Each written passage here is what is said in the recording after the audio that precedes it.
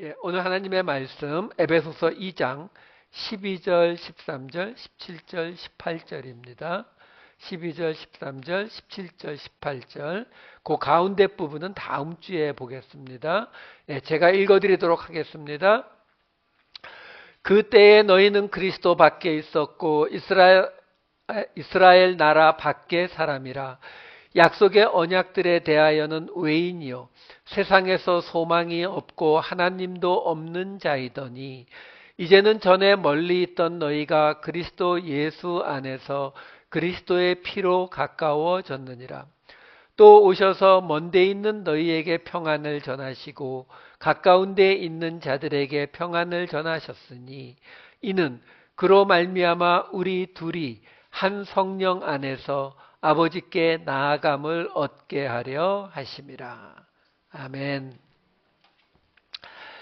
지난주까지 우리는 기억하라라고 하는 제목을 가지고 과거에 어떤 것을 기억을 해야 우리가 변화될 수 있는지에 대한 사도 바울의 이야기를 보았죠. 그 중에서 특별히 두 번에 걸쳐서 이 당시 사람들이 가지고 있었던 그리스도론, 그러니까 그 당시 사람들이 생각하는 그리스도는 어떤 모습이었는지, 그렇죠? 움직이는 반석인 그리스도였고, 지난주에는 초막절로 보여지는 그리스도에 대해서 우리가 살펴보았었습니다. 오늘이 추수감사절, 곧 이스라엘의 초막절이거든요. 그러니까 이 초막절 이야기를 조금 더 보고 그리고 오늘 이야기로 들어가도록 하겠습니다. 우리가 지난주에도 보았듯이 이 초막절의 이야기는 어떻게 시작되었었냐면 바로 예수님께서 명절 끝날 초막절의 마지막 날에 이렇게 말씀하시면서 시작이 됐었습니다. 요한복음 7장 38절 나를 믿는 자는 성경의 이름과 같이 그 배에서 생수의 강이 흘러나오리라 하시니. 자, 이 말씀이 결국 초막절이라고 하는 그 절기가 8일 동안 지키는 절기라고 말씀을 드렸고, 이 말씀이 세상을 살리는 생수가 흘러나온다는 이 말씀이 바로 그 8일째 명절 끝날에 주어졌다라는 거죠. 그럼 8일째라고 하는 그 날은 어떤 의미를 갖는다고 했어요? 다시 시작하는 의미를 갖는다고 했죠. 근데 이 유대인들이 이 초막절의 마지막 8일째 되는 날을 뭐라고 부르냐면은 쉐미니 아짜렛 이렇게 불러요. 이 쉐미니 아짜렛, 쉐미니가 8이라고 하는 뜻이고 아짜렛라고 하는 말이 우리 레위기 23장 36절에 보면 거룩한 대회 이렇게 번역이 되어 있어요. 그러니까 집회, 대회 이런 뜻이에요.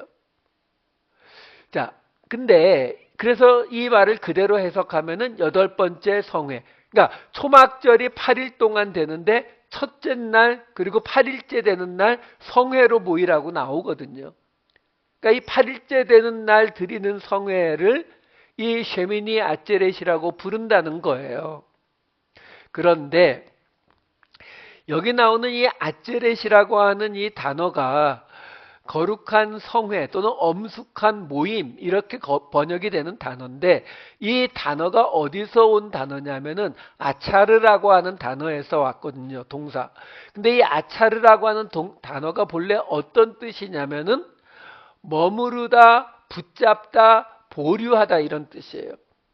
그러니까 누군가 가려고 하는데 붙잡으니까 머무르게 되고 거기 한 번 더 머무르니까 보류하다 이런 뜻을 갖는 단어거든요. 그러니까 분명히 레위기에 나오는 그 말은 이 쉐미니 아제렛이라는 이 말은 문맥상으로 볼 때에 첫날 성회로 모이는 것처럼 여덟 번째 날에도 거룩한 성회로 모여라라는 말이 맞아요. 그 번역이 틀리지 않아요.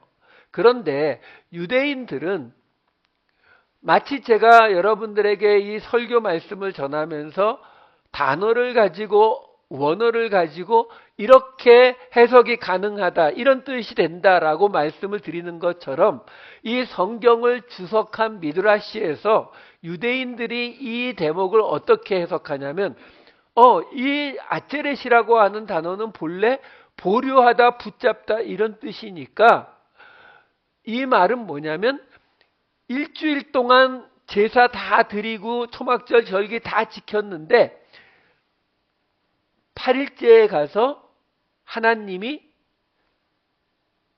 근데 일주일로 끝내지 말고 조금만 더 하자. 그러니까 이 첫째 날과 마지막 날에 성회로 모인다는 게 뭐예요? 다른 일 하지 않고 하나님 앞에 모인다는 거잖아요. 그렇죠? 일을 하지 않는 거거든요. 그러니까 일주일이 끝났으니까 여러분들 한번 생각을 해보셔야 돼요. 무슨 말이냐면 농사를 짓는다고 하는 게 생각보다 은근히 바빠요. 제 아내도 조그만 그 텃밭 가꾸기를 툭 하면 나가서 들어오질 않아요. 근데 일주일 동안 농사를 내버려 두고 가축을 내버려 두고 갈 수 있어요, 없어요? 사실 없거든요. 바쁘다고요. 빨리 돌아가야 되죠. 근데 일주일 끝났는데 하나님이 뭐라고 하시냐면은 하루만 더, 조금만 더 머물면 안 될까? 조금만 일하러 가는 거 조금만 보류하면 안 될까? 이런 뜻이다라고 유대인들은 그 미드라시에서 해석하고 있어요. 여러분, 이거를 한번 생각해 볼 필요가 있어요. 왜 그러냐면 우리가 성경에 보면은 유대인들이 중요하게 여기는 절기들이 있죠. 유월절도 있고, 그쵸? 창조 때부터 나오는 안식일도 있고, 속죄일도 있고, 이런 절기들이 있다고요. 근데 그 중에서 하나님이 조금만 더 하자 라고 말하는 절기는 초막절밖에 없다는 거예요. 이게 그 유대인들의 미드라시의 이야기예요. 그러니까 그래서 이 사람들은 하나님이 가장 기뻐하시는 절기다 이렇게 말을 합니다. 네, 우리도 그렇잖아요. 우리도 1년 중에 뭐 공휴일들 많이 있지만 특별히 추수감사절 그러면은 온 가족이 모여서 함께 터키 먹는, 그렇죠? 가장 즐거워하는 절기. 하나님도 즐거워하시는 절기. 그런 의미를 가지고 있다라는 거죠. 그러면 이 사람들이 말하는 그 하루만 더라고 하는 이 개념은 어떻게 확대가 돼요? 우리가 지난주에 말씀드렸다시피 이 8이라고 하는 숫자가 어디 나왔다고 했어요? 노아의 홍수 때 살아남은 사람 8, 그렇죠? 아기가 태어났을 때 할례 주는 날짜 8일째. 나병 환자가 깨끗해졌을 때 하나님 앞에 제사 드리고 다시 복귀하게 되는 거 8일째. 그러니까 다 무슨 이야기예요? 죄로 멸망할 수밖에 없는 하나님의 심판이 끝났는데, 그렇잖아요. 하나님의 심판 끝났잖아요. 내가 이들을 멸해버리겠다. 끝났는데 하나님이 스스로 뭐라고 하시는 거예요? 근데 한 번만 더, 조금만 다시 한번 보류. 하나님이 붙잡는 거죠. 그래서 노아의 홍수에 8명을 살리시고, 그렇죠? 죄로 태어나서 죽을 수밖에 없는 사람에게 8일째에 할례를 주므로 한번 다시 살아보자. 이 이야기를 해주고 있는 거거든요. 그래서 그 초막절의 이야기가 어떻게 나왔었어요? 레위기 23장에서 그 초막절에 대한 설명을 쭉 해주고, 민수기에 가니까 13마리에서 소가 쭉 줄어들다가 8일째에는 한 마리로 나오는 거에서 새로운 시작을 의미해 줬고, 그리고 신명기로 가니까 신명기 16장에선 무슨 얘기가 나왔었어요? 그 초막절이 어떤 절기라고요? 바로 너와 함께 있는 고아나 과부와 나그네 종들 다 너와 함께 즐거워하는 초막절로 지켜라, 이렇게 설명했거든요. 우리가 계속 말씀드리지만 이 이스라엘의 초막절이 우리의 추석이고 미국의 추수감사절이에요. 그러면 우리는 이 추수감사절이라고 할 때에 우리가 그냥 떠올리는 거는 감사예요. 지난 1년 동안 내가 굶지 않고 지난 1년 동안 잘 먹고 잘 살 수 있게 해주신 것 감사. 그게 잘못된 거 아니에요. 감사하세요. 근데 이 초막절을 주신 하나님의 뜻을 따라서 우리가 하나님의 사람들이라면 우리도 이 추수감사절 속에서 그 하나님의 의도를 좀 찾아서 따라가 보려고 노력이라도 해봐야 되지 않겠냐는 거예요. 시도라도 해봐야 되지 않겠냐라는 겁니다. 그게 뭐라고요? 여러분, 하나님은요, 우리에게 말도 안 되는 막 우리의 그냥 희생과 우리의 막 그냥 그런 것들을 요구하시는 그런 분이 아니에요. 그거는 이 초막절에 대해서도 보면 나타납니다. 아까 말씀드렸잖아요. 레위기와 민수기와 신명기에 걸쳐서 준 초막절의 말씀의 마지막 신명기 말씀이 뭐라고요? 고아와 과부와 나그네와 레위인과 종들까지 그리고 너까지 우리 본인도 즐거워하는 함께 즐거워하는 초막절을 하라고 했잖아요. 그게 바로 세상으로 흘러나가는 생수라는 거거든요.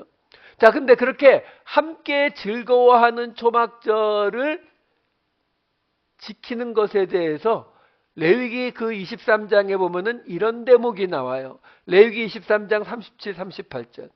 이것들은 여호와의 절기라 너희는 공포하여 성회를 열고 여호와께 화제를 드릴지니 번제와 소제와 희생제물과 전제를 각각 그날에 드릴지니 이는 여호와의 안식일 외에 너희의 헌물 외에 너희의 모든 서원제물 외에 또 너희의 모든 자원제물 외에 너희가 여호와께 드리는 것이니라. 자, 이게 지금 무슨 말이냐면요.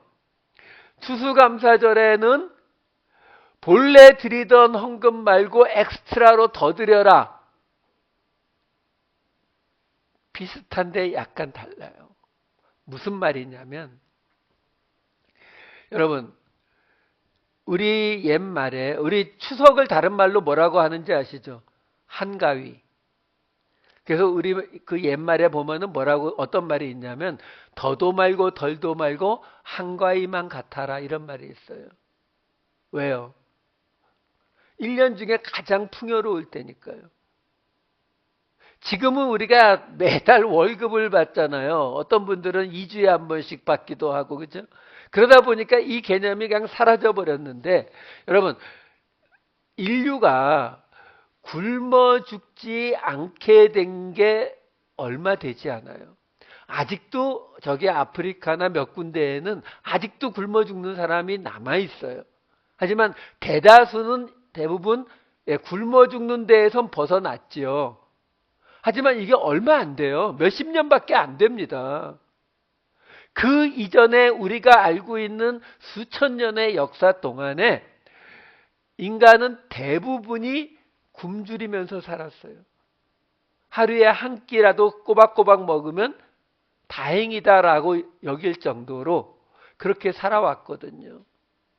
자, 그렇게 살아가던 사람들에게 이 추석, 한가위, 초막절은 그야말로 마음도 그리고 창고도 풍요로운 1년 중에 사실 며칠 안 되는 날이에요. 그 날에 가서 하나님이 뭐라고 하는 거냐면 엑스트라로 드리라는 거예요. 그 엑스트라 드려서 어떻게 하겠다고요? 고아와 과부와 나그네와 레위인과 종들 함께 즐거울 수 있게 하라는 거예요. 여러분 이거 아주 단순한 것 같지만 우리가 잘 생각 못하는 거예요. 계속 말씀드리지만 이 초막절의 가장 큰 의미는 8번째 날에 있어요. 쉐미니 아제렛. 이 8번째 날에 있는데 그 8번째의 의미가 새로운 시작이라고 말씀드렸잖아요. 부활이요. 새로운 시작. 옛사람이 죽고 새 사람이 되는 거예요. 근데 그것을 어떻게 하라고 나오는 거예요? 우리는 대부분 어떤 때에 내가 하는 사업이, 내가 하는 어떤 것들이 잘 안 될 때, 잘 안 되면 내가 뭐 문제가 있나? 뭘 바꿔볼까? 한번 새로 다른 걸 시작해볼까? 이렇게 생각하게 되잖아요. 그렇죠? 근데 하나님은 그 굶으면서 생활하고 있는 그 사람들에게 새로운 시작을 해봐라고 말씀하고 계시는 게 아니라는 거예요. 1년 중에 추수에서 가장 그 창고가 풍요로울 때, 그 풍요로울 때 초막절을 지키라고 이야기하시면서 뭐라고 말하는 거냐면, 자, 지금은 여유가 좀 있잖아. 그러니까 엑스트라로 조금 더 내서 가난한 자, 고아와 과부들을 함께 나눠라. 지금이 바로, 지금 이 풍요로운 이 순간이 바로 어떤 순간이라고요? 새롭게 시작할 수 있는 순간이다라는 거예요. 그래서 지난주에 마지막 이야기가 뭐였어요? 그래서 그 초막절을 지키는 게 어디에 나왔다고요? 스가랴서에. 그렇죠? 그래서 그날이 오면 모든 민족들이 다 초막절을 지키게 될 거라고. 모든 민족들이 다 초막절을 지킨다는 이야기는 뭐예요? 모든 민족들이 자기들이 가진 것에서 가난한 자들을 위해서, 고아와 과부를 위해서 나누는 날, 함께 즐기는 그 추수감사절을 지내게 될 거다라는 거죠. 근데 그렇게 되면 스가랴서는 어떻게 끝내요? 이야기가? 그렇게 되면 무슨 일이 벌어진다고요? 그냥 말에 달려있는 방울까지도 하나님 앞에 거룩한 것으로 바뀐다. 모든 것이 하나님의 것으로, 하나님의 거룩한 자로 바뀐다라는 거죠. 이거 분명히 아셔야 돼요. 우리는 그냥 교회에서 예배 열심히 드리고 교회 열심히 참석하고 봉사하고 이러면 될 거라고 생각하지만, 하나님이 말씀하시는 이 온 세상을 하나님의 나라로 이루는, 하나님이 이 온 세상에 임재하시는 우리 예수 그리스도가 다시 오시는 그 날은 어떻게 온다고요? 우리가 가진 것을 나눌 때 온다고요. 이 초막절을 지킬 때 온다고요. 그래서 이 초막절 마지막 날 예수님이 말씀하신 거죠. 나를 믿는 자는 그 배에서 세상을 살리는 생수가 흘러나갈 것이다. 그랬더니 사도 요한이 그걸 뭐라고 설명했어요? 성령에 대해서 말씀하신 것이다. 이 이야기가 나왔잖아요. 여러분, 근데 거기서 예수님이 뭐라고 하셨냐면, 나를 믿는 자는 그 배에서 생수가 흘러나갈 거래요. 이 배라고 번역이 된 코일리아라고 하는 헬라어 단어는, 배가 맞아요. 배 또는 여성 아이를 임신하는 태 또는 자궁, 이런 뜻을 갖고 있는 단어거든요. 근데 우리 신체의 부위에 따라서 사용하는 비유적인 의미가 있잖아요. 그럼 배는 어떤 의미겠어요? 당연히 욕망을 말하죠. 빌립보서 3장 19절에 보면은 그들의 마침은 멸망이요 그들의 신은 배요 코일리아 이렇게 나오잖아요. 그들이 믿는 거는 그들의 욕심이라는 거예요. 배가 그런 의미를 갖는다고요. 그러니까 지금 이 이야기는 뭘 말해주고 있어요? 우리가 흔히 옛사람이 새 사람으로, 옛사람이 죽고 그리스도 안에서 새 사람이 된다라고 말할 때 우리는 뭐가 바뀌었다고 봐요? 우리는 내가 갖고 있던 나쁜 버릇이라든가 또는 중독이라든가 이런 것들이 바뀐 것이 옛사람이 죽고 새 사람이 된 것이라고 생각하지만, 성경이 말하는 그 새 사람은 어떤 사람을 말하냐면, 우리 몸에서 가장 악함이, 그 욕망이 모여있다고 보는 그 배에서 뭐가 나와요?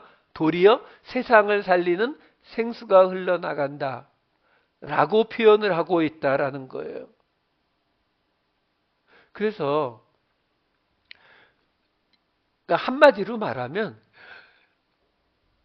우리에게서 있는 가장 죄악스러운 부분, 그 부분이 그냥 그 죄를 떠나는 걸로 끝나는 것이 아니라 도리어 가장 하나님의 뜻대로 사용이 되는, 이것이 옛사람이 죽고 새사람이 산다는 의미라는 거예요. 이것이 초막절의 8번째 날의 의미다라는 거예요. 그래서 그 모습을 보여주었던 것이 바로 요나 선지자였죠. 그 요나가 하나님이 니느웨로 가라고 했는데 가기 싫어했잖아요. 왜? 니느웨를 정말로 싫어했거든요. 할 수 없이 물고기 뱃속에 들어갔다가 나와서 니느웨를 갔지만 요나는 그 니느웨가 회개하고 돌이켜서 하나님의 벌을 안 받게 되는 것을 보고 뭐라고까지 말을 했냐면은 요나서 4장 2절 3절을 보시게 되면은 맨 끝에만 볼게요. 이제 내 생명을 거두어 가소서, 사는 것보다 죽는 것이 내가 낫다라는 거예요. 2절의 저 긴 내용은 뭐냐면 내가 하나님이 이렇게 저 니느웨를 용서할 줄 알았어, 이거예요. 내가 용서할 줄 알았기 때문에 안 오려고 했던 건데 지금 하나님 당신 뜻대로 했으니까 나는 짜증나서 못 보겠으니까 차라리 날 죽여요, 이러고 나와요. 그럼에도 불구하고 하나님은 요나를 쓰셨죠. 어떻게 쓰실 수 있었다고요? 물고기 뱃속에 들어가 있었거든요. 배, 코일리아, 같은 단어예요. 이걸 예수님이 그대로 인용하시죠. 마태복음 12장 40절. 요나가 밤낮 사흘 동안 큰 물고기 뱃속에 코일리아 있었던 것 같이 인자도 밤낮 사흘 동안 땅속에 있으리라. 여기서 뱃속과 땅속은 똑같은 말이에요. 왜냐하면 요나서에서 이 물고기 뱃속을 뭐라고도 표현하냐면은 스올의 속, 이렇게 표현을 하거든요. 그러니까 땅속이라고 예수님은 그 이야기를 그대로 가져오신 거거든요. 결국 무슨 이야기를 말해주고 있는 거냐면 요나가 니느웨로 가게 된 것처럼 예수님도 뱃속을, 물고기 뱃속을, 땅속을 사흘 동안 지나가야 뭐가 나온다고요? 생수가 나온다고요. 예수님의 배에서 생수가 뭐라고요? 성령이라고 했잖아요. 그 이야기가 요한복음에 보면은 우리가 짐작할 수 있게 나오죠. 요한복음 7장 39절 여기 보시면은 성령을 가리켜 말씀하신 것인데 뭐라고 나와요? 예수께서 아직 영광을 받지 않으셨으므로 성령이 아직 그들에게 계시지 아니하시더라.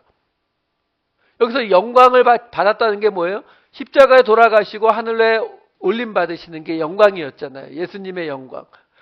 근데 그 과정을 아직 안 했기 때문에 성령이 아직 없다는 거예요. 요한복음 16장 7절에는 뭐라고 나옵니까? 예수님이 떠나가야 보혜사가 너희들에게 온다. 같은 말이에요. 그렇죠? 그리고 요한복음 20장 22절 부활하신 후에 이 말씀을 하시고 그들을 향하사 숨을 내쉬며 이르시되 성령을 받으라. 그러니까 이 구절들을 보면 예수님에게 성령이 없었다가, 그렇죠? 예수님이 바로 그 땅속의 사흘을 지나가는 이 과정을 거치고 나니까 예수님에게 성령이 계셔서 숨을 불어서 성령을 받으라라고도 말씀하시는 거고, 그러면서 예수님이 내가 가고 성령을 보내주시겠다라고 말씀하시는 거잖아요. 그러니까 바로 이 과정, 그 땅속의 사흘을 잇는, 물고기 뱃속의 사흘을 잇는 이 과정이 있어야 우리에게서 성령이 생수가 흘러나와서 세상을 살릴 수 있게 된다라는 거예요. 그러니까 이 개념이 정확히 잡히셔야 우리가 변화돼야 되는 가장 그 대표격인 배, 욕망의 중심지로 여겨지는 이 배가 바뀌어야 되는 거거든요. 실제로 예수님께서 제자들이 이 떡을 먹을 때 손을 안 씻고 먹었다고 해서 바리새인과 서기관들이 시비를 걸었을 때에 예수님이 대답하신 것이 마태복음에 이렇게 나오거든요. 마태복음 15장 11절. 들어가는 것이 사람을 더럽게 하는 게 아니라 나오는 것이 사람을 더럽게 한다. 그러니까 더러운 손을 안 씻고 먹었으니까 너희가 부정해진다라고 해서 바리새인들과 서기관들이 시비를 건 건데 예수님이 뭐라고 하시는 거예요? 아니, 들어가는 것이 사람을 더럽게 하지 못한다는 거죠. 근데 나오는 게 더럽게 한다는 거예요. 나오는 게. 그럼 그 말은 뭐예요? 들어가는 거에 문제가 없는데 그게 들어가서 우리 안에서 프로세스를 거쳐서 나오는 건 더럽다는 거예요. 그러면 더러운 것을 만들어내는 곳이 어디라고요? 우리요. 그 이야기가 마태복음 15장 18절에서 20절에 이렇게 나오죠. 입에서 나오는 것들은 마음에서 나오나니 이것이야말로 사람을 더럽게 하느니라. 마음에서 나오는 것은 악한 생각과 살인과 간음과 음란과 도둑질과 거짓 증언과 비방이니 이런 것들이 사람을 더럽게 하는 것이요 씻지 않은 손으로 먹는 것은 사람을 더럽게 하지 못하느니라. 이 말씀을 보여드리는 이유는 우리에게서 나오는 그 더러움, 부정함은 우리가 만들어내는 거라는 거예요. 우리가. 잊지 마세요. 사탄이나 마귀가 죄를 만드는 것이 아니라 우리로 죄를 만들도록 우리를 유혹하는 거죠. 죄를 만드는 공장은 우리예요. 뭐 사탄은 벤더가 되겠죠. 오더한 거예요. 죄 10개 필요합니다. 그러면 우리는 열심히 죄 10개 만들어서 납품하는 거라고요. 그러면서 우리는 항상 뭐라고 얘기해요? 죄 때문에. 아니요. 우리라는 거예요. 우리가 바뀌어야 된다라는 거죠. 그 설명을 지금 하고 있는 거예요. 이 초막절을 통해서 바로 그 이야기를 하고 있는 거거든요. 추수감사절을 지킬 때 어떻게 지켜야 하느냐? 바로 그 8일째 새로운 시작을 만들어내야 된다는 거예요. 그 새로운 시작, 우리의 욕심인 배에서 세상을 살리는 생수, 성령이 나갈 수 있도록 바꿔야 된다는 거죠. 자, 그 이야기를 이제 본문을 따라가면서 보도록 할게요. 지난주에 보았던 2장 12절을 다시 볼게요. 그때에 너희는 그리스도 밖에 있었고 이스라엘 나라 밖의 사람이라 약속의 언약들에 대하여는 외인이요 세상에서 소망이 없고 하나님도 없는 자이더니. 자, 여기서부터 여러분들이 잘 따라오셔야 되는 게 뭐냐면 지금 이 앞에 무슨 이야기가 있었던 거냐면은 그때에 혹은 이전에 전에는 이런 말을 사용하는 곳들이 있었어요. 2장 2절, 3절, 11절을 잠깐 보여주세요. 여기 보시면 앞에 그때에, 전에는, 그때에 이렇게 나오거든요. 이게 포테라는 단어예요. 과거의 일을 말하고 있는 거라고요. 그러니까 이게 지금 11절에서도 그때에, 너희가 전에는 이랬다는 거예요. 근데 지금 2장 13절로 넘어가면은 어떻게 시작되냐면 이제는 하고 시작이 돼요. 이제는.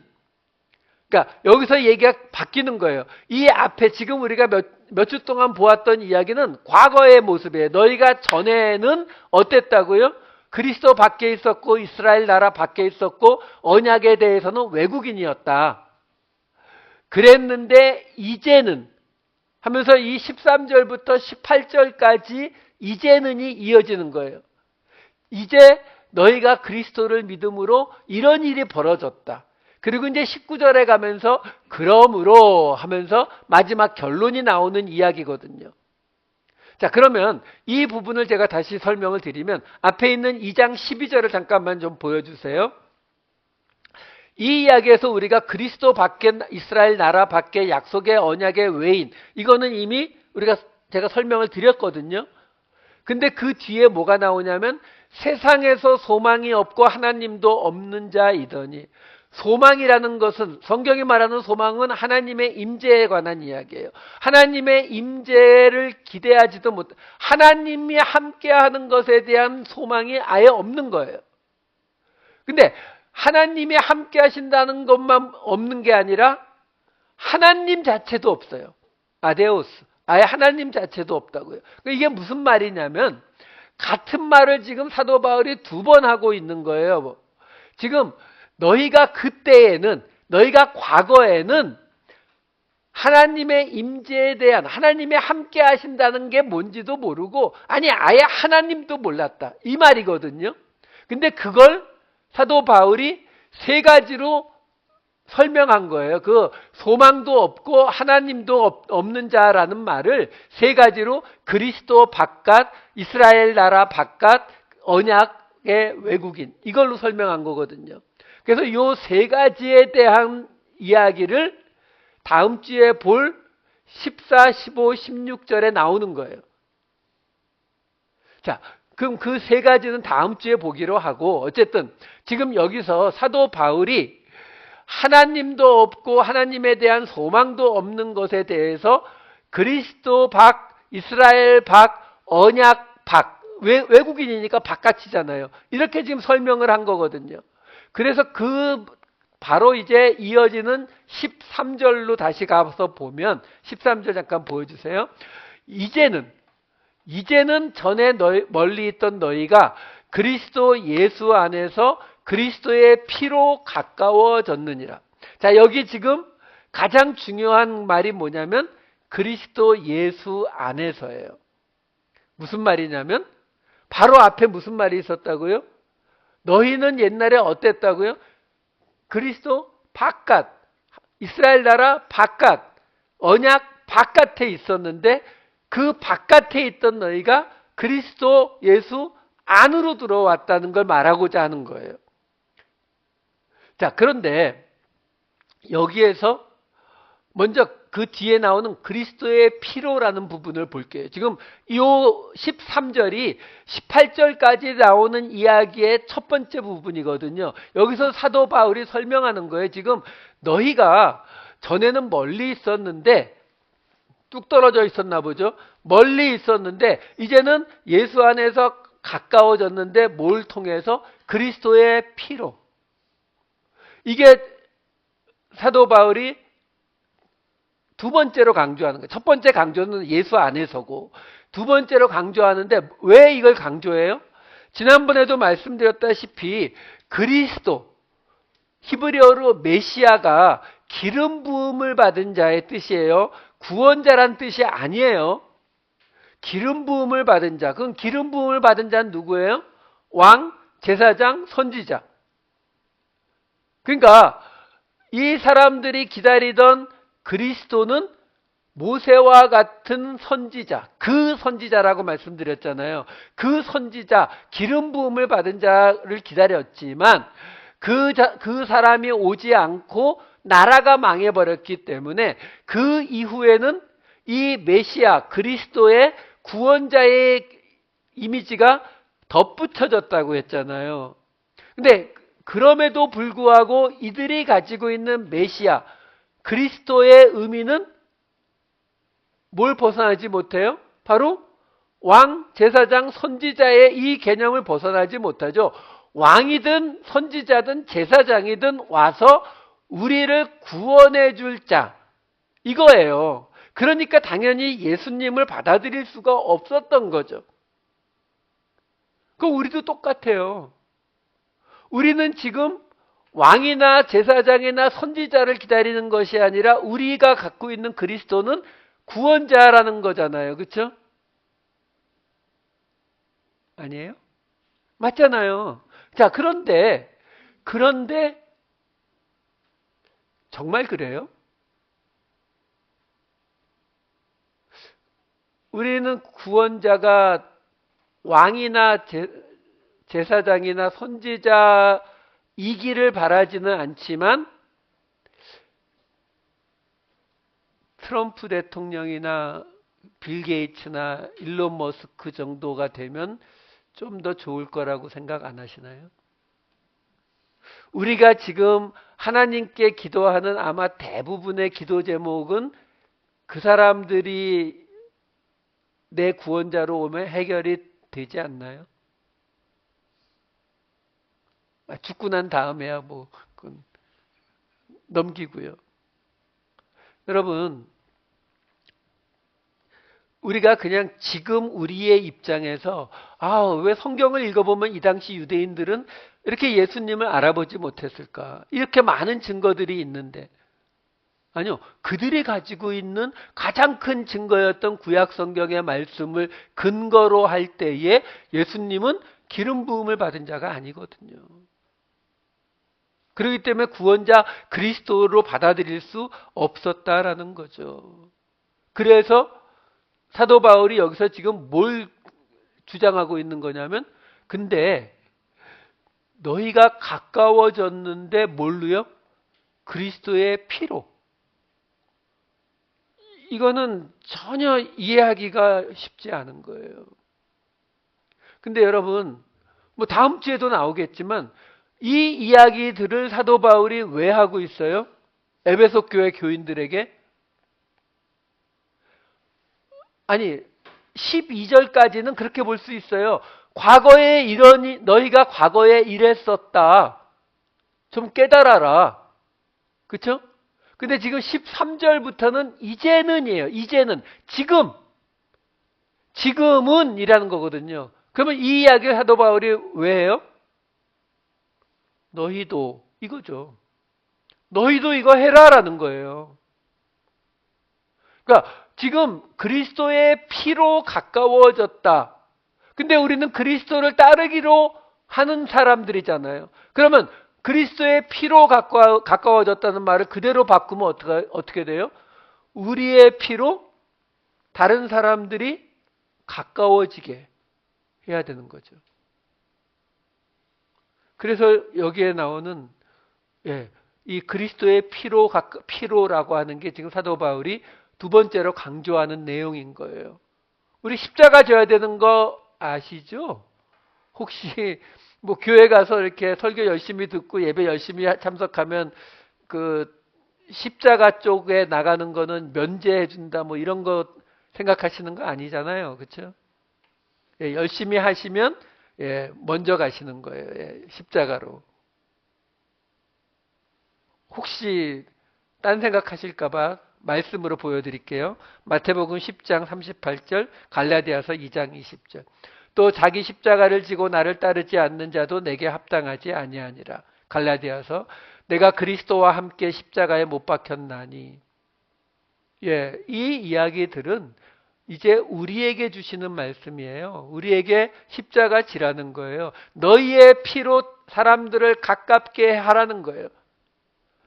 사람들만 가깝게 하는 게 아니라 사람과 하나님도 가깝게 하는 거. 그 모든 다음 주에 나와요. 그것들을 우리의 피로 하라는 설명이에요. 자, 어쨌든 여기서 지금 사도 바울이 가장 강조하는 것은 그리스도 예수 안에서라는 말을 가장 강조하고 있는 거거든요. 왜? 바깥에 있던 너희가 예수 안으로 들어왔다라는 거예요. 그래서 지금 다음 주에 볼 14, 15, 16절에 세 가지, 앞에 말한 바깥에 있는 세 가지와 대조를 시키는 세 가지가 등장을 하는데 그 세 가지 14, 15, 16절에서 15절에 뭐가 등장하냐면 이 둘로 자기 안에서, 그리고 17, 18절에서 결론이 18절이거든요. 18절에는 성령 안에서, 그리고 19절부터 22절까지가 마지막 결론인데 그 중에 21절과 22절에 그의 안에서, 주 안에서, 성령 안에서, 그리스도 예수 안에서. 그러니까 지금 이 모든 이야기들은 바깥에 있는 너희들을 이 안으로 불러들였다. 이걸 지금 설명해 주려고 사도 바울이 이야기하고 있는 거예요. 너희는 이제 바깥이 아니라 안에 있다. 자, 그런데 2장 13절로 돌아가 보면은 이런 대목이 있어요. 이제는 전에 멀리 있던 너희가 그리스도 예수 안에서 그리스도의 피로 가까워졌느니라.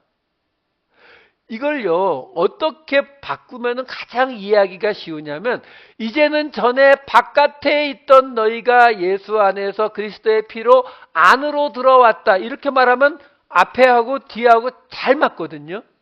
근데 사도 바울이 여기서 그렇게 안 하고, 멀리 있던 너희가 그리스도의 피로 가까워졌다. 멀리 있던 마크란이라는 헬라어 단어를 쓰고 가까워졌다. 앵기스라고 하는 헬라어 단어를 써서 표현을 하고 있거든요. 근데 앞에 있는 12절과 조금 연결이 부드럽지 않음에도 불구하고 왜 사도 바울이 이렇게 표현을 하고 있느냐? 말씀드린 것처럼 13절부터 18절까지가 한 덩어리인데 마지막 결론은 18절에 있고 그 앞에 이야기가 13절부터 17절까지 이어져요. 그래서 지금 시작인 13절에 멀리 있던 너희가 가까워졌다. 마크란과 앵기스라는 두 단어를 사용했는데 그게 2장 17절에 똑같이 나옵니다. 이렇게 나와요. 또 오셔서 먼 데에 있는 마크란 너희에게 평안을 전하시고 가까운 데에 있는 앵기스 자들에게 평안을 전하셨으니 이렇게 나오는 거예요. 이 방식이 뭐냐면 결론은 18절이에요. 그 다음에 나오는 그로 말미암아 우리 둘 다 한 성령 안에서 아버지께 나아감을 얻게 하려고 지금 우리 그 둘이 여기서 말하는 둘은 누구겠어요? 유대인과 이방인 그리스도인들이죠. 이 둘이 아버지께 함께 한 성령 안에서 나아갈 수 있게 하려고 어떻게 했냐면은 먼 데 있는 자에게도 평안을 가까운 데 있는 자에게도 평안을 전하셨다라는 말을 한 거거든요. 근데 이런 말이 나오게 되면 갑자기 좀 뜬금없는 평안이 왜 튀어나왔느냐? 이런 건 구약의 인용이에요. 이사야서 57장 19절에 이렇게 나옵니다. 입술의 열매를 창조하는 자 여호와가 말하노라. 먼 데에 있는 자에게든지 이 라우크라고 하는 히브리어인데 이게 똑같은 마크란이라고 하는 헬라어로 번역이 돼요. 먼 데에 있는 자에게든지 가까운 데에 있는 자에게든지 이것도 앵기스 아까 지금 멀리 있는 가까운 데 똑같은 단어로 번역이 된 거예요. 자에게든지 평강이 있을지어다 내가 그를 고치리라 하셨느니라. 평강이 있을지어다 샬롬 평강이 있을지어다 샬롬 샬롬을 두 번 하는 거는 히브리 문학에서 지극한 강조예요.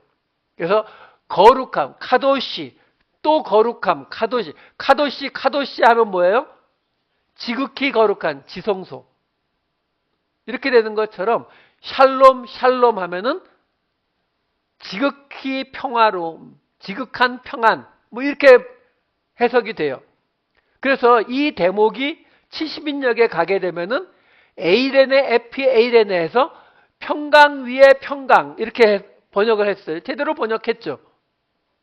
그걸 사도 바울이 둘로 나누는 거예요. 그걸 사도 바울이 둘로 어떻게 나눠요? 먼 데 있는 자에게 평안, 가까운 데 있는 자에게 평안으로 나누고 있는 거예요. 근데 이 이사야서 57장이 무슨 내용이냐면요. 54장부터 하나님의 경고가 계속 쏟아져요. 뭐 선지서니까 당연히 그러겠죠. 하나님의 경고가 계속 쏟아지다가 57장 14절로 가면서 하나님이 말이 바뀌어서 어떻게 나오냐면은 그런데 이제 내가 이스라엘 내 백성들의 길을 다시 닦고 거기에 너희들한테 거치는 이런 거 다 깨끗하게 잘 만들겠다. 그러니까 뭐라고 15절에는 그러니까 내 앞에 겸손하고 통회하는 자들을 내가 아낄 것이다. 이렇게 나와요. 그러니까 그 14절 15절이 그 전에는 경고만 계속 나오다가 다른 이야기가 나왔지만 그래도 뭐 이사야 예레미야 뭐 이런 선지서에 나오는 전형적인 이야기죠. 하나님께서 자 이제 내가 그만 화내고 다시 너희들에게 길을 닦아줄 테니까 내 앞에서 겸손하고 통회하는 마음을 가져라. 이건 이해하기가 어렵지 않아요. 문제는 그 다음에 나오는 57장 16절이에요. 이렇게 나옵니다. 내가 영원히 다투지 아니하며 내가 끊임없이 노하지 아니할 것은 내가 지은 그의 영과 혼이 내 앞에서 피곤할까 함이라.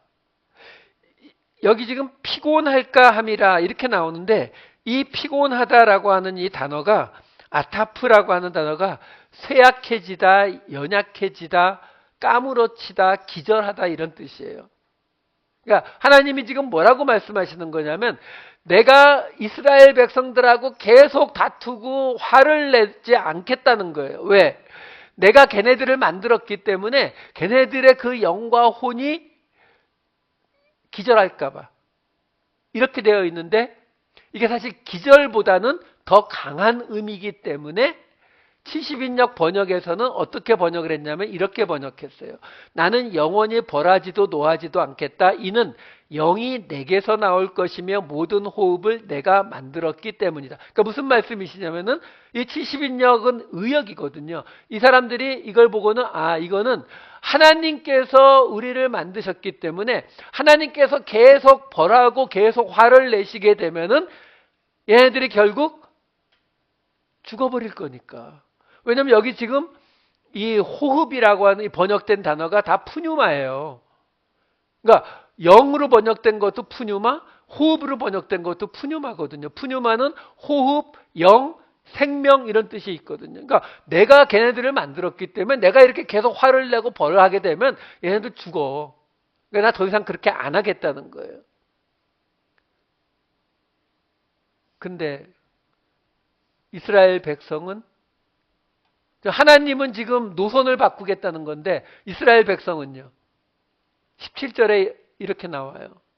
그의 탐심의 죄악으로 말미암아 내가 노하여 그를 쳤으며 또 내 얼굴을 가리고 노하였으나 그가 아직도 패역하여 자기 마음의 길로 걸어가도다. 하나님이 그들의 죄악 때문에 그들을 화를 내시고 그들을 치고 그러셨는데도 이스라엘 백성은 변했다, 안 변했다? 안 변했다. 아직도 패역하고 자기 마음의 길로 걸어갔다. 자기 멋대로 자기 기준으로 살았다라는 거예요. 하나님이 가장 싫어하시는 게 이거예요. 여러분, 우리가 에덴 동산에서 쫓겨난 이후에 우리가 돌아가야 될 모습은 다른 모습이 아니에요. 내 기준을 버리고 하나님의 기준을 따라가는 거. 왜? 선악과 먹으니까 어떻게 됐다고요? 저들이 선악을 판단하는 일에 하나님같이 됐거든요. 내 기준으로 이거는 선이다, 이게 악이다. 하나님이 그걸 선이라고 하든 악이라고 하든 I don't care.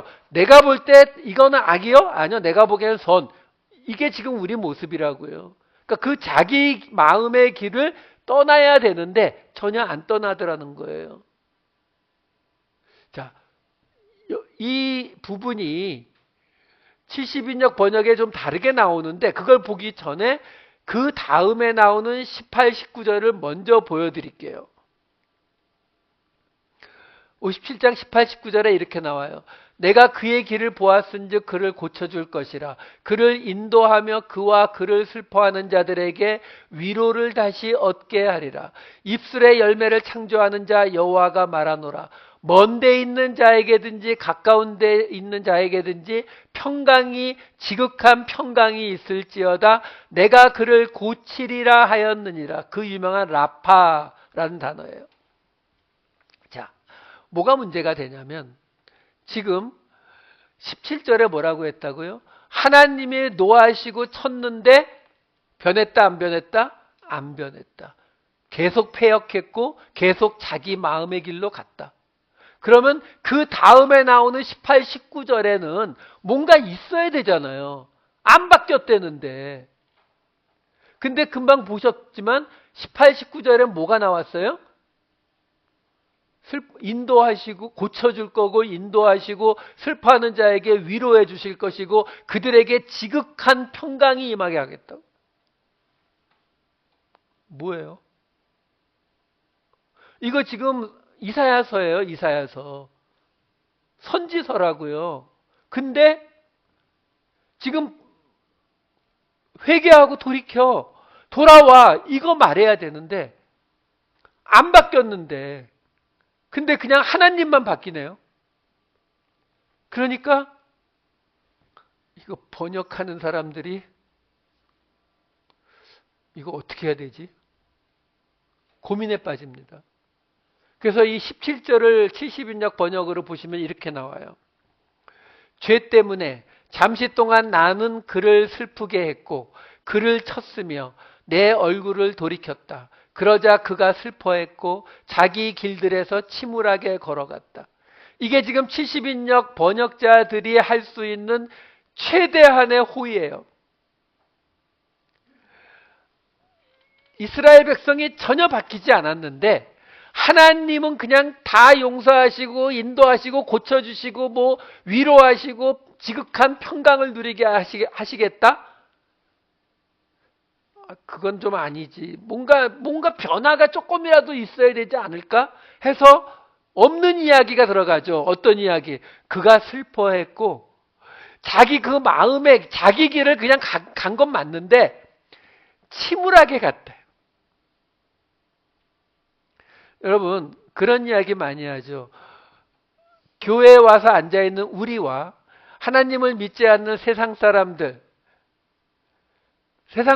죄인이에요 아니에요? 죄인이죠. 우리는요? 우리도 죄인이죠. 그렇죠? 근데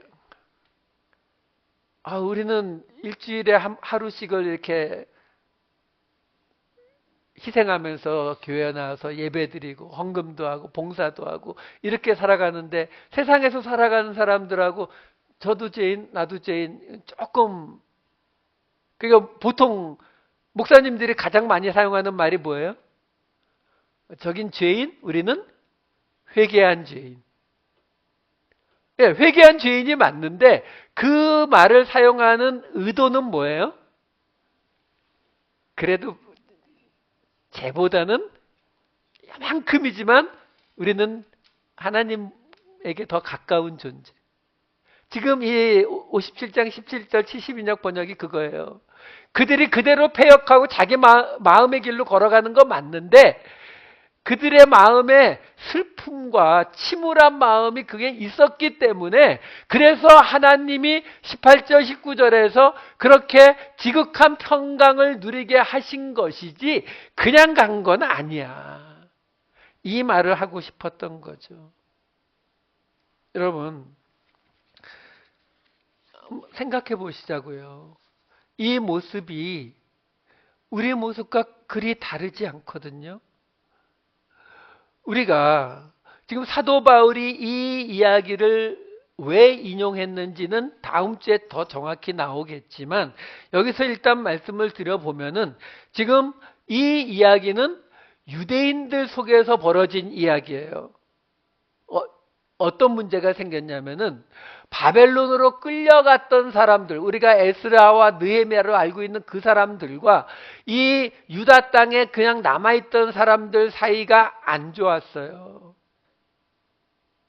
그래서 먼 데 있는 자와 가까운 데 있는 자라고 표현을 한 거거든요. 잠깐 에스겔서 말씀과 예레미야서 말씀 보여드릴게요. 에스겔서 말씀 하나만 읽을게요. 뭐라고 나오냐면 인자야 예루살렘 주민이 내 형제 곧 내 형제와 친척과 온 이스라엘 족속을 향하여 이르기를 너희는 여호와에게서 멀리 떠나라. 이 땅은 우리에게 주어 기업이 되게 하신 것이라 하셨나니. 예루살렘에 남아있던 사람들이 멀리 바벨론에 끌려갔다 돌아온 사람들에게 너 여기 오죠. 여기는 하나님이 우리에게 주신 땅이에요. 이게 지금 유대인들끼리 싸우고 있는 거예요. 그래서 하나님이 어떻게 하신다고요? 그 둘 사이에 지극한 평안을 주시겠다고요. 지금 사도 바울은 그 이야기를 그대로 인용하면서 뭐 말하고 있는 거예요? 같은 유대인들끼리도 이러는 판에 이방인들과 유대인들이 하나가 되는 게 쉽겠어요? 안 되잖아요. 근데 그거 하나가 돼야 된다는 거죠. 왜? 왜요? 하나가 안 되면 무슨 일이 벌어집니까? 요한 1서 말씀 볼게요. 누구든지 하나님을 사랑하노라 하고 그 형제를 미워하면 이는 거짓말하는 자니 보는 바 그 형제를 사랑하지 아니하는 자는 보지 못하는 바 하나님을 사랑할 수 없느니라. 우리가 이 계명을 주께 받았나니 하나님을 사랑하는 자는 또한 그 형제를 사랑할지니라. 사도 요한이 뭐라고 말합니까?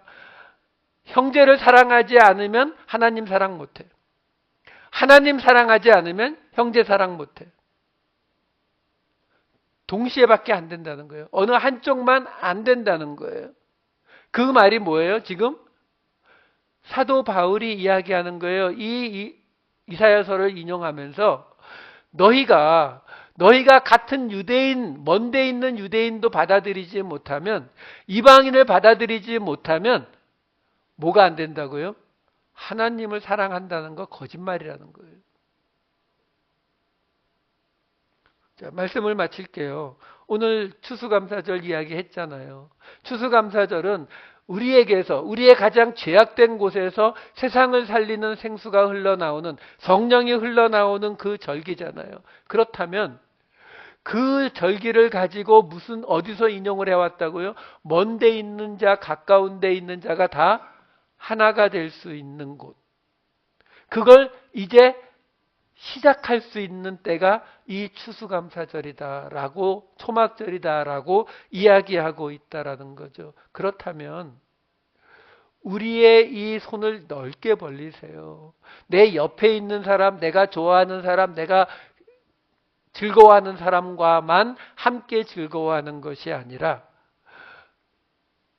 먼데 있는 자,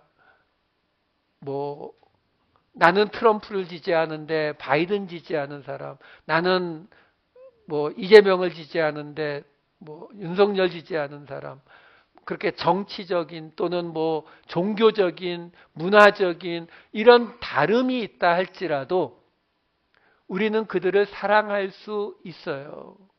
아니, 사랑하셔야 돼요. 왜요? 그래야 하나님을 사랑할 수 있거든요.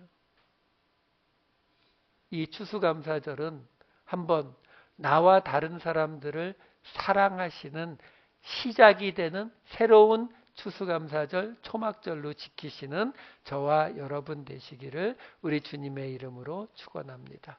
기도하시겠습니다. 사랑이 많으신 아버지 하나님, 우리의 초막절, 추수감사절을 맞아서 우리를 향한 하나님의 뜻을 다시 한번 생각하고 우리를 돌아봅니다. 하나님을 마음과 뜻과 힘을 다하여 사랑하라는 말씀이 무슨 의미인지 다시 생각하게 하여 주시옵소서.